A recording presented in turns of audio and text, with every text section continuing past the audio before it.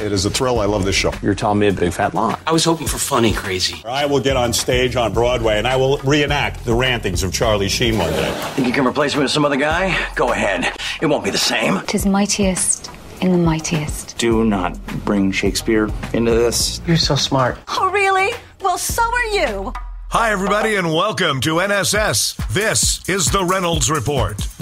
Apparently, there's too much human poo on Mount Everest. Human waste left by climbers on Mount Everest has become a huge problem and is causing pollution and threatening to spread disease on the world's highest peak. The chief of Nepal's Mountaineering Association said this week that more than 700 climbers and guides who spend nearly 2 months on Everest slopes each climbing season leave large amounts of garbage, including feces and urine, behind. He said Nepal's government needs to get the climbers to dispose of the waste properly so the mountain remains pristine. At the base camp, where there are even more porters, cooks, and support staff during the climbing season, there are toilet tents with drums to store the waste. Once filled, the drums are carried to a lower area where the waste is properly disposed. Nepal's government has not come up with a plan to tackle the issue of human waste on the mountainside yet. However, starting this season, officials stationed at the base camp will strictly monitor garbage on the mountain. The government imposed new rules last year requiring each climber to bring down to the base camp 18 pounds of trash. That's the same amount the government estimates that climbers discard during the ascent.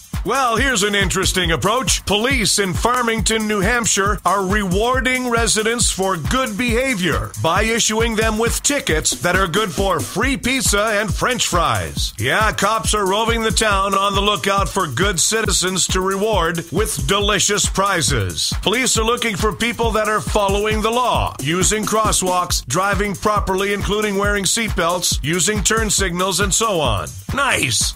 Sony announced yesterday that it has sold 20.2 million PlayStation 4 video game consoles, making the device the fastest-selling PlayStation system in the company's history. The system is priced at $400 and launched in November of 2013. A huge volcano has erupted in Chile, kind of like Kanye on awards night. By the way, Kanye was a guest lecturer at Oxford University. Apparently, they needed someone to fill in for Stephen Hawking. Southern California on Monday had rain, sleet, hail, and snow. It was so scary, people actually went to the Lakers game to stay dry. Due to winter weather delays, Wrigley Field will be unfinished, incomplete, and generally not ready for the baseball season. Pretty much just like the Chicago Cubs. The secret new Oreo flavor has been leaked. Thank you, Edward Snowden. Yeah, the next Oreo flavor will be cotton candy. Because how many times have you been eating an Oreo and thought, you know, this would be so much better if it only had more sugar? By the way, Edward Snowden says he's ready to return to the United States, providing he can get a fair trial. And a little something from In-N-Out Burger, Shake Shack, White Castle. Medical researchers report that if you drink a few cups of coffee a day, you'll enjoy better health. That is, of course, once you finally come out of the bathroom. A guy in England spent quite a bit of money and a lot of time to design and create his own Iron Man armor using his 3D printer. His wife then used it to print her own divorce attorney.